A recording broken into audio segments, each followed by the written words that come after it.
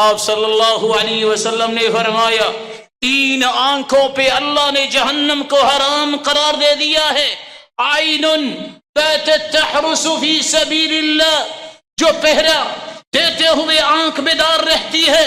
وعین بکت من خشیت اللہ، وہ آنکھ جو اللہ کے خوف سے بہ پڑتی ہے، رونا آتا ہے.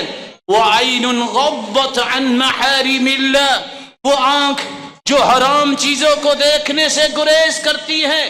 بلکہ صحیح الجامع کی روایت ہے، اگر انسان رباط یوم و لیلہ، ایک دن اور ایک رات اللہ کی راہ میں پہرا دیتا ہے تو اللہ ذوالجلال اسے انعام کیا دیتا ہے کہ دنیا سے بڑھ کے اس کا عمل اللہ کے ہاں لکھا جاتا ہے.